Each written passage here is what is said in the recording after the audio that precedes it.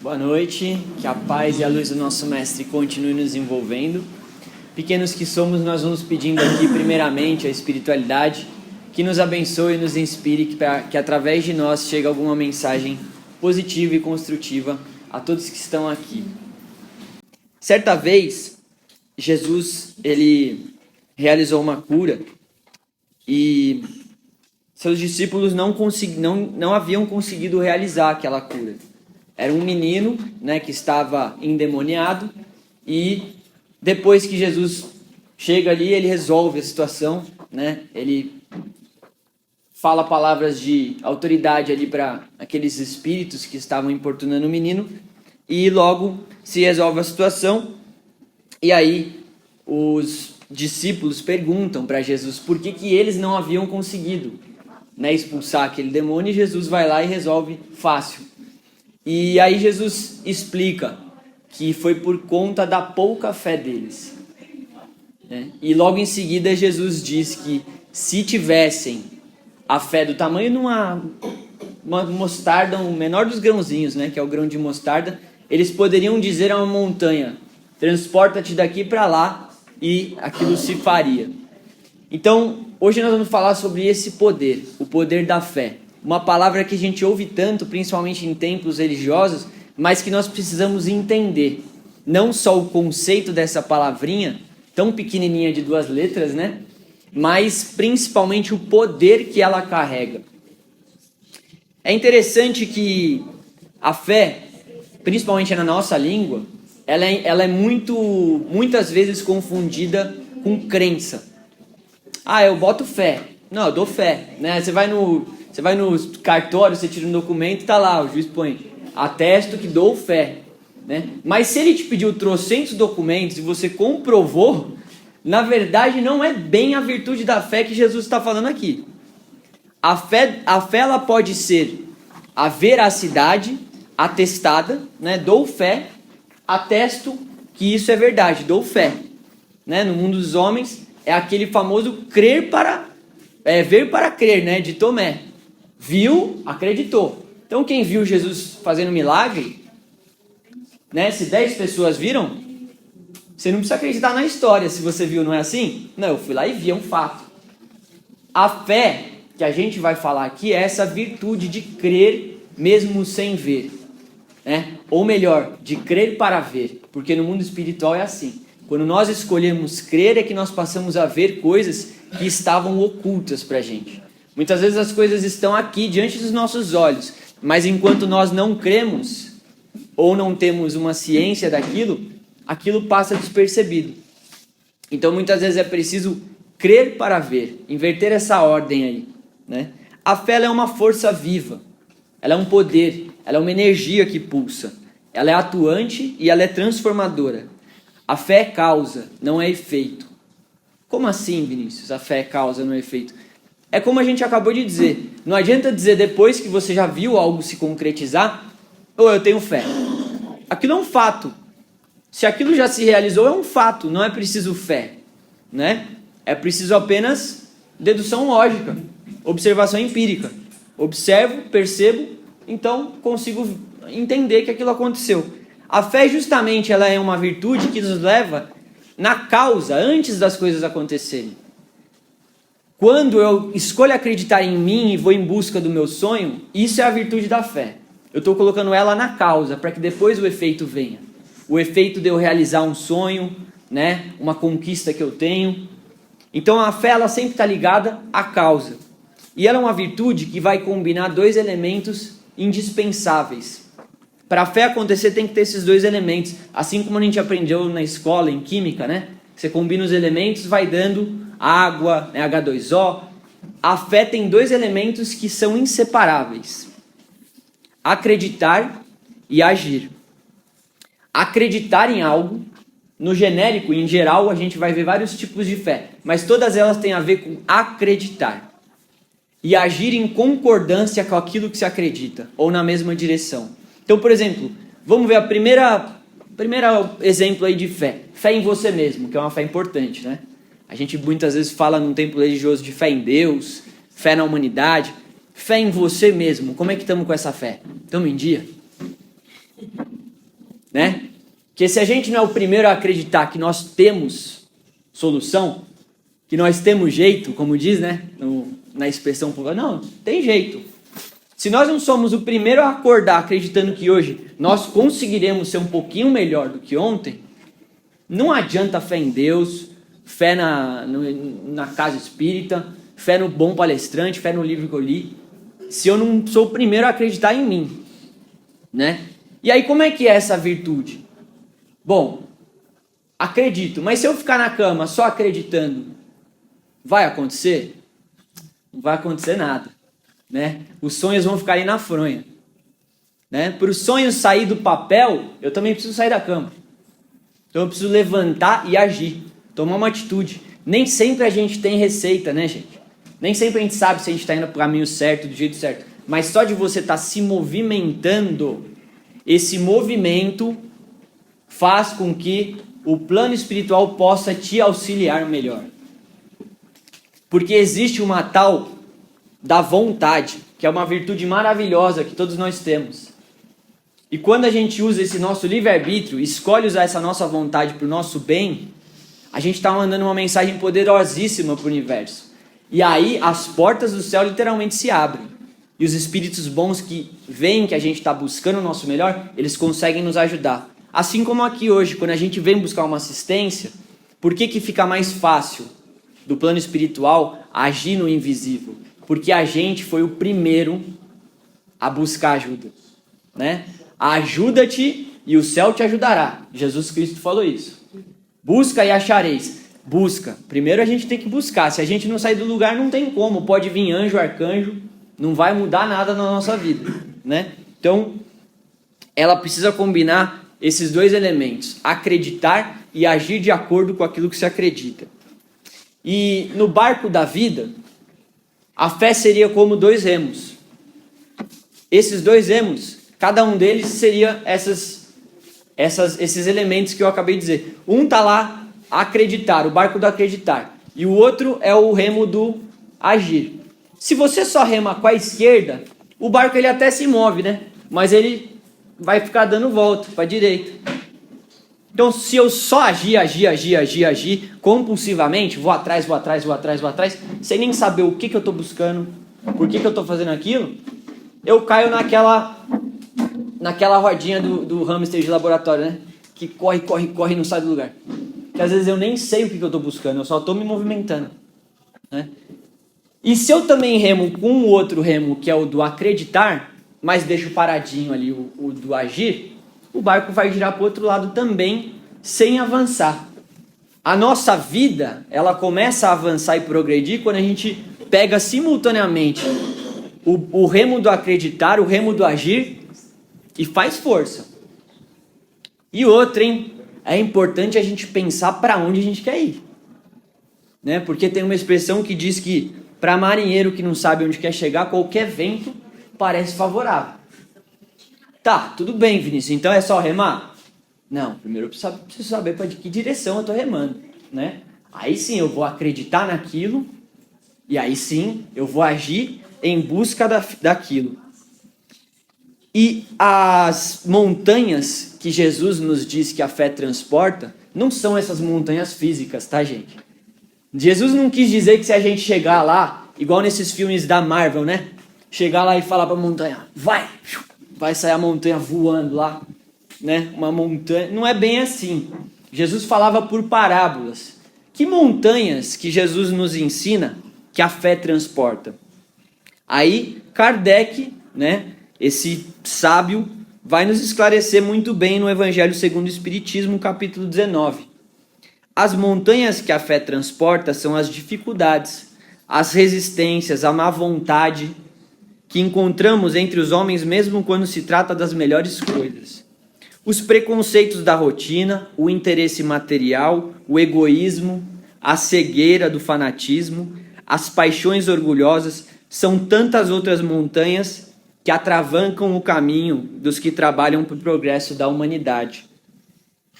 É essa fé verdadeira que a gente está dizendo que remove as montanhas das nossas imperfeições humanas, né? E que vai estimular cada um de nós a buscar esse amor divino, esse amor mais puro, esse degrau que cada dia a gente pode buscar, né? Um degrau a mais nessa escalada evolutiva. E que vai dar pra gente, aqui mesmo na Terra, alguns prazeres da alma, prazeres de verdade, felicidade genuína. Não aquela felicidade quando a gente compra uma roupinha, que dura aqueles minutinhos ali, né? Ou quando a gente troca de carro. Isso são felicidades passageiras que o mundo material nos permite. Assim como os prazeres, né? A sensação, comer um bom prato, tomar um bom vinho. Mas não, a felicidade que essa fé vai nos proporcionar é a felicidade de saber que nós estamos buscando a nossa evolução espiritual, né? E de novo, aqui não é acreditar, é saber. Fé não é acreditar, não é crer, é saber, né? Ah, você acredita em Deus? Não, eu não preciso, eu tenho certeza dele. Eu tenho certeza, eu sei que Deus existe, né? Você acredita em vida futura, Vini? Não, não acredito, eu tenho certeza, né? É diferente. A gente acreditar é algo que a gente ainda está se convencendo. E às vezes quando a tempestade vem, a gente fica naquele, será mesmo? Mas será que é? Né? Quando eu creio de verdade, eu tenho fé, eu sei, eu tenho certeza. Eu sou convicto de que aquilo vai acontecer, né? E quando a gente fala do humano, pode ser presunçoso essa certeza. Concordo com vocês se vocês estiverem pensando isso. Nós humanos somos falhos, então você ter certezas, talvez, pode ser perigoso, dependendo de quais certezas. Mas quando a gente está falando de Deus, que é perfeito, que é onipotente, onipresente, que a primeira coisa antes de qualquer criatura existia era o Criador, que é a imanência da vida, que tudo que respira e que vive está sobre ele, como cada gotinha de um oceano, que é uma inteligência suprema, como nos esclarece Kardec, e que é perfeição, ou seja, que não tem falha, aí você pode ter certeza, porque não é humano. Deus não falha. Deus é Deus o tempo todo. Então a gente pode ter certeza na justiça divina. A gente não precisa acreditar, eu tenho fé. Eu tenho certeza na justiça divina. Então eu tenho certeza que se o que eu estou passando não é tão agradável, quem falhou não foi Deus. Eu tenho que procurar em mim o que pode estar tendo de lição aí, né, para eu aprender. Porque com certeza a justiça divina não falhou. Senão Deus deixa de ser Deus. Senão a gente tem que parar de acreditar em Deus e acreditar em alguma outra coisa. E essa fé nos dá confiança nas nossas capacidades. Não quer dizer que Deus vai resolver pra gente, né? Fé não é achar, olha, eu tenho fé que Deus vai resolver meus problemas. Não vai. Não vai, porque Deus, ele também tem fé em você. Então ele não vai resolver porque ele sabe que você é capaz. Deus sabe que você e eu somos capazes de resolver os nossos problemas. Por isso que ele deixa que a gente enfrente. Se ele resolver, a gente é como aquela marionete, né? Tá ali no teatro só sendo conduzida. Não sabe por quê, para quê, não tem vida. A gente tem a vida. Então, Deus, ele permite que essas dificuldades temporárias aconteçam na nossa vida, justamente para a gente, primeiro, fortalecer esse conhecimento e essa conexão com ele, com o divino, né? Cada vez mais ter uma certeza das características de Deus, e para que a gente desenvolva nossas capacidades espirituais também, né? Porque a gente tem as capacidades que são espirituais. No plano material a gente desenvolve capacidades, não é assim? Você faz ali termina o ensino médio, se você vai fazer um curso técnico, uma faculdade, você vai desenvolver algumas capacidades. As capacidades que a gente desenvolve, às vezes a gente vai usar aqui no plano material. As espirituais a gente vai levar para a nossa vida. Que capacidades são essas que você está dizendo, espirituais? São as que vêm da alma. O perdão, a sabedoria, a humildade, a misericórdia, a compreensão, a paciência. Todas essas virtudes divinas são capacidades que dia a dia a gente treina. E que a gente está aqui para treinar. São elas que importam. São elas que vão fazer a gente avançar no nosso espiritual. Fé pode também ser entendida como a vontade de querer e a certeza de que essa vontade pode ser realizada. Olha que forma bonita de a gente entender fé, né? É a vontade do querer, mas é também a certeza de que essa vontade pode ser realizada. Não basta eu só acreditar, de novo, não basta eu acreditar que a minha vontade pode ser realizada. Não basta eu acreditar que Deus me fez para ser feliz. Não basta eu acreditar, como a gente ouve tanto aqui na Casa Espírita, que o único destino a que todos nós aqui estamos fadados é a perfeição divina. Isso é maravilhoso, não é, gente? É reconfortante você saber que o único destino que nenhum de nós aqui pode mudar com o nosso livre-arbítrio é que um dia nós chegaremos à comunhão plena com Deus. Beleza, eu acredito nisso. Mas só acreditar não vai fazer eu chegar lá. Né? Não vai. Eu preciso me movimentar de acordo com isso que eu acredito.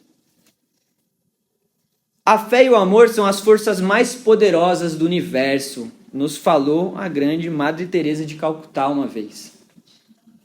Mas a gente precisa mover essas forças, né? O nome já diz força. Força é quando a gente coloca ali uma energia para que algo saia da inércia e vá para o movimento. Não é assim, gente, que a gente aprende na física? Tem que sair da inércia e ir para o movimento. Por onde a gente começa? Por qualquer lugar, mas começar é o mais importante. E assim como a gente sabe nas leis da física, né?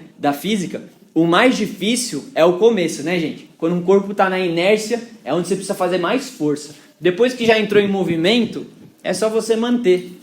As nossas conquistas espirituais também são assim. Tem coisas dentro de nós que ainda estão inertes. Estão num estado de potência apenas. É um poder, mas que a gente ainda não usou. Então está lá paradinho.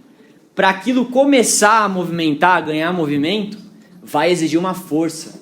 Não é assim, gente? Um novo hábito que a gente tenta adquirir, às vezes incomoda, a gente falha uma vez, aí volta, tenta de novo, falha outra vez.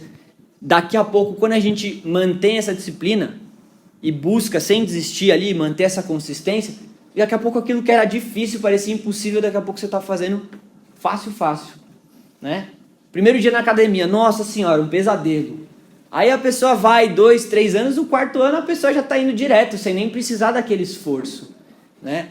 Ou qualquer coisa, ler um livro, né? Para as gerações de hoje, você vai botar a criança para ler um livro, é um sacrifício muitas vezes.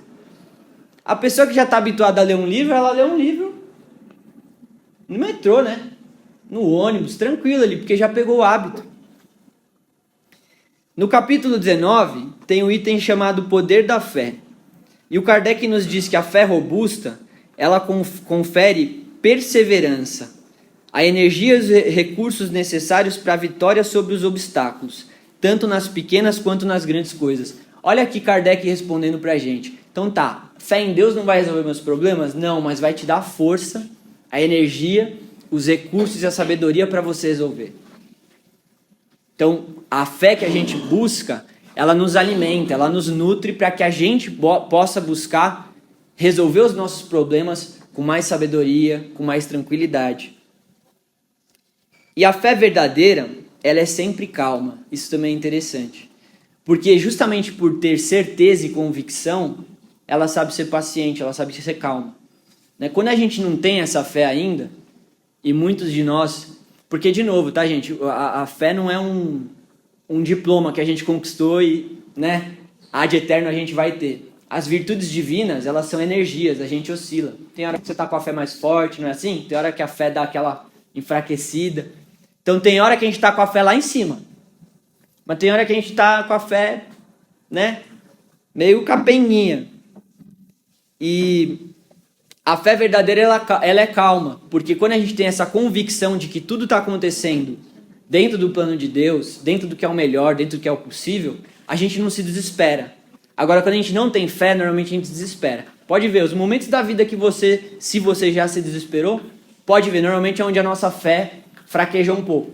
A gente achou que não tinha mais jeito, né? E aí, de novo, pode ser fé em você, pode ser fé em Deus, pode ser fé num outro, né? No cônjuge, no irmão, enfim, é quando essa fé falha, normalmente que a gente desespera, que a gente desacredita. E aí a gente precisa recuperar essa fé. Eu gosto de pensar que fé é como andar de bicicleta.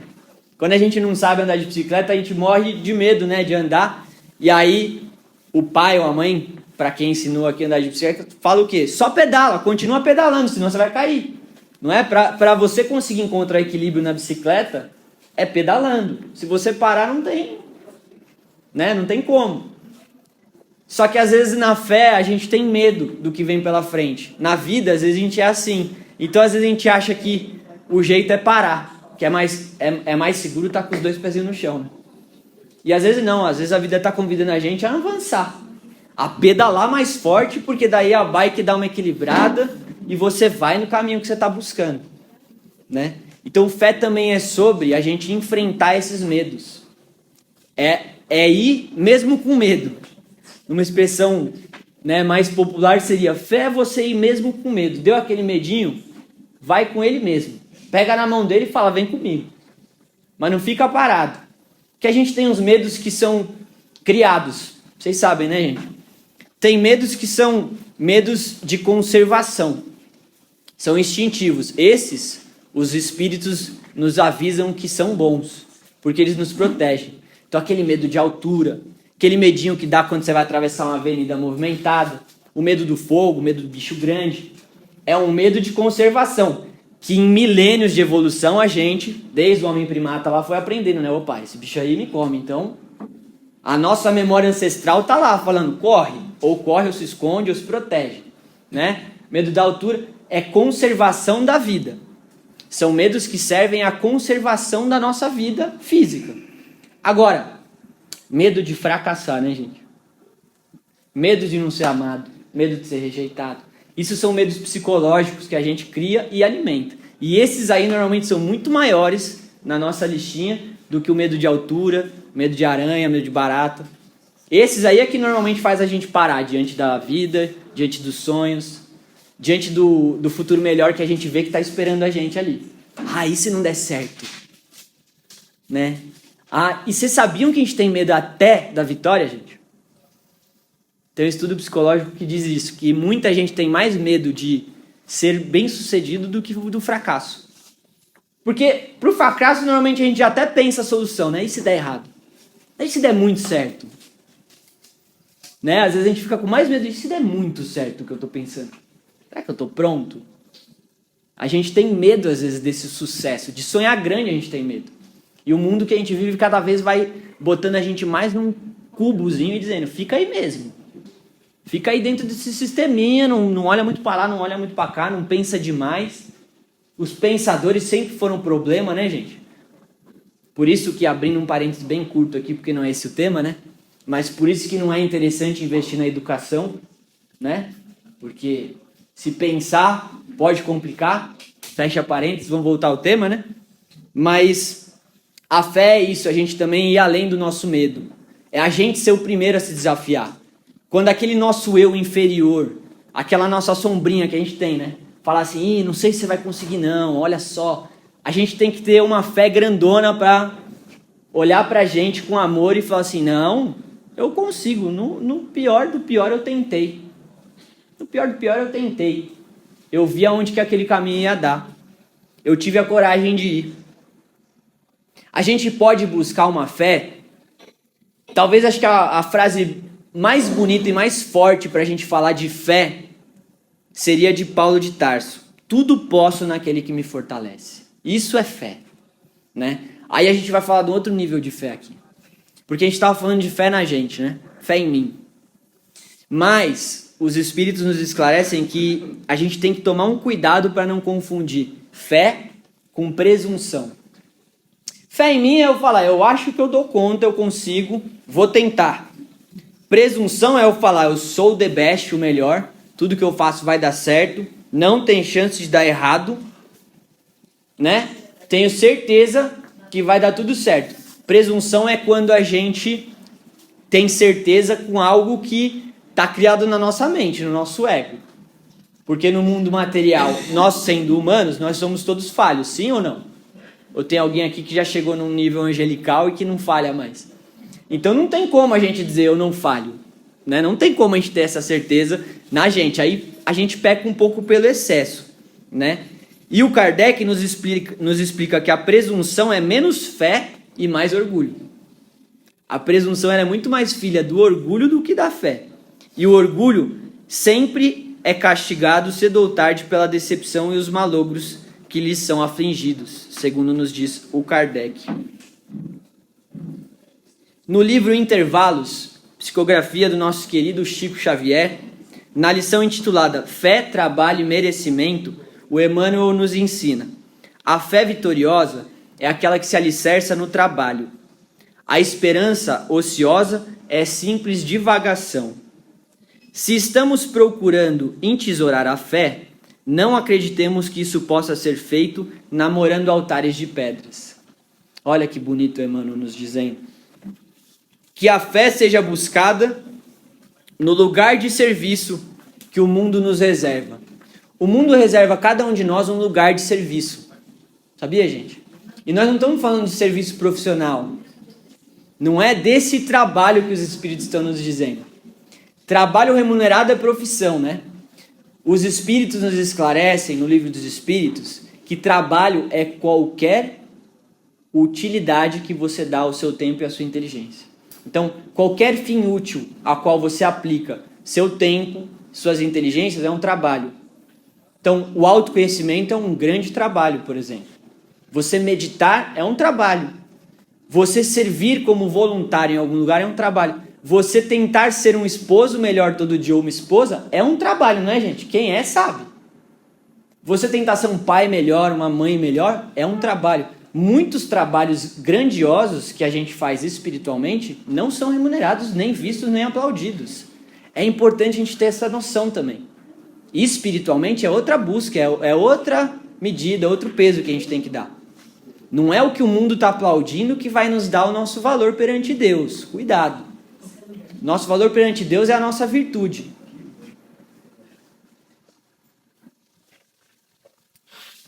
E qual é o objetivo da fé?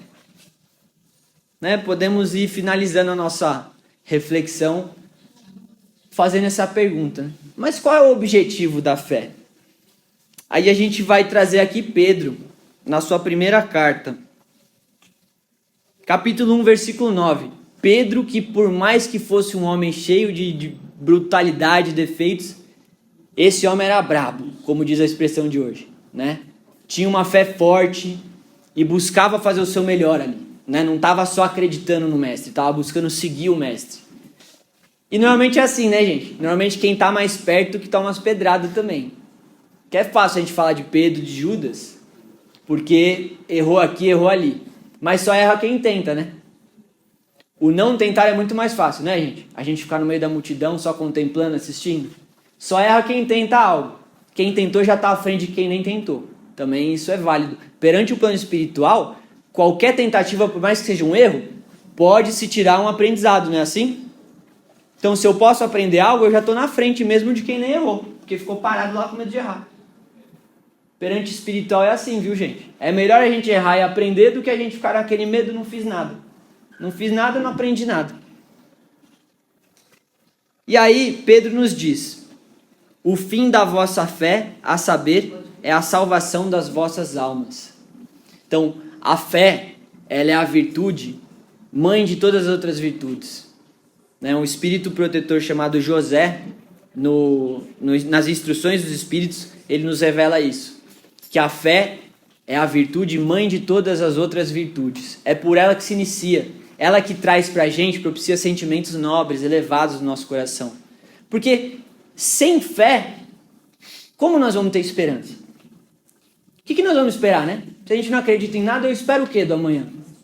Tanto faz. Espero o que vier. Se você está esperando o melhor, é porque você já acredita no melhor. Você acredita que você merece o melhor, você acredita no Deus que vai propiciar esse melhor. Então, a fé é onde começa tudo, né?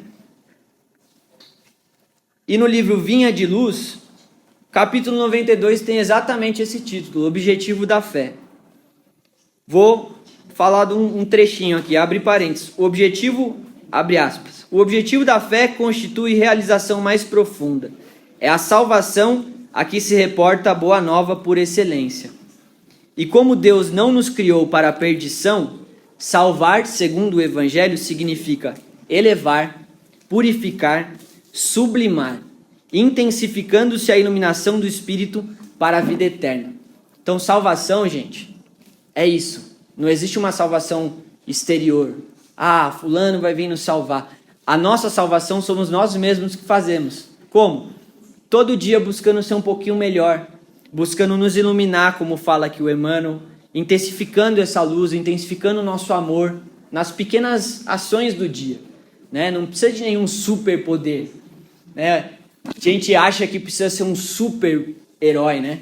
Hoje em dia a gente criou esses super-heróis. O maior poder todos nós já temos, é o poder de amar, né? E a gente pode usar esse poder todo dia, em doses ali homeopáticas.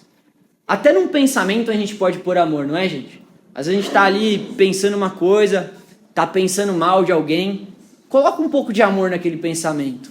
Às vezes você vai ver que talvez aquela pessoa que você tá bravo porque não te tratou bem, pode não ter tido um dia tão bom também, né? A gente começa a ter mais compaixão, eu não sei, me olhou feio, mas será que não tava com dor? Será que não pegou trânsito, né? O amor, ele vai mudando de uma forma delicada ali o mundo. O amor é o que muda o mundo. Então, para finalizar, nesse barco da vida, a gente também pode lembrar quando as tempestades vierem, lembrar daquele episódio, né, que Jesus estava no barco, dormindo tranquilamente. Ele havia falado algumas parábolas, ele havia dedicado um bom tempo ali, doando energia, né, doando sua energia, o seu magnetismo para aquela multidão que estava escutando ele. E aí depois, logicamente, muitas vezes Jesus saía exausto, né? Jesus saía exausto das curas que ele fazia, saía exausto. Então ele dorme no barco. Não porque ele está tranquilão, relaxando, porque ele estava exausto. Assim que eles vão embarcar para atravessar para outra margem, ele dorme. E aí o vento começa a soprar, né? Segundo narra o Evangelho, as águas se agitam. E os discípulos têm medo. E na hora do medo, desesperam. Mesmo estando com o mestre, mesmo estando com Jesus no barco, o mesmo Jesus que havia acabado de curar e fazer milagre. Vamos pensar nisso. Imagina que a gente está nesse barco. Você acabou de ver o homem fazendo milagre, curando, expulsando o demônio. E aí, você está no barco com ele. E ele está dormindo tranquilo. Começa a tempestade. O medo é o medo, né, gente? O medo não faz a gente pensar direito. Os discípulos desesperaram. Resolveram acordar. Mestre, e aí? Não te incomoda que a gente vai morrer? Né? Nas palavras de hoje seria mais ou menos assim, não te incomoda que a gente vai padecer aqui? Jesus se levanta, né? Vai lá, repreende os ventos e fala para as águas, se aquietem, né? Ou acalmem-se, vai depender da tradução que você lê. Se aquietem, se acalmem. E as águas se acalmam. E aí Jesus dá aquela chegada nos discípulos, né? Ô homens de pouca fé. Né? Até quando que eu vou estar com vocês? E aí, que é o que está aqui na lousa, né? Por que vocês têm medo? Ainda não tem fé? Porque se tivessem fé, não é que não ia ter medo, gente, mas é que a fé seria maior que o medo. A gente tem medo, o medo é humano. Mas a fé faz a gente olhar para o medo, encarar ele de frente e falar, não, eu sou maior que você. O Deus que eu creio é maior que você. O plano espiritual que eu acredito que está comigo é maior que você. Então só vai me atingir o mal que eles permitirem. Então eu estou tranquilo. Que o mal que me atingir é porque Deus deixou. E se Deus deixou é porque Ele sabe que eu sou grande o suficiente para vencer. Porque como fala, né, não há nenhuma cruz mais pesada do que nós possamos carregar. E aí, nesse capítulo, depois que Jesus faz essa pergunta, os discípulos olham um para o outro e terminam se perguntando, quem é este a quem até o vento e o mar obedecem? Então, essa era a mensagem de hoje. Quando a gente estiver com a nossa fé pequena, porque às vezes a gente vai titubear. A gente ainda é humano, é falho. Lembrar que quando o nosso barco estiver numa tempestade, esse cara está no nosso barco. Jesus Cristo está lá com a gente tem um irmão mais velho, tem um mestre guiando esse barco, e a gente pode sim apelar, porque nós somos humanos, Ele conhece nossas dores. A gente pode gritar, pode espernear, pode falar, Jesus, socorro, estou com medo, né? Mas acima de tudo acreditar e lembrar quem é esse Jesus que a gente confia e quem é esse Deus que a gente diz acreditar. O Kardec, no primeira página depois da capa, Evangelho segundo o Espiritismo, primeira coisa que está escrito é: fé inabalável é somente aquela que pode encarar a razão face a face em todas as épocas da humanidade. Então, a virtude da fé, ela precisa ter uma base. E essa base qual que é? A base da nossa fé é a perfeita compreensão daquilo que se deve crer. Ponto. Porque se eu não sei o que eu devo crer, se eu não conheço, como é que eu vou crer?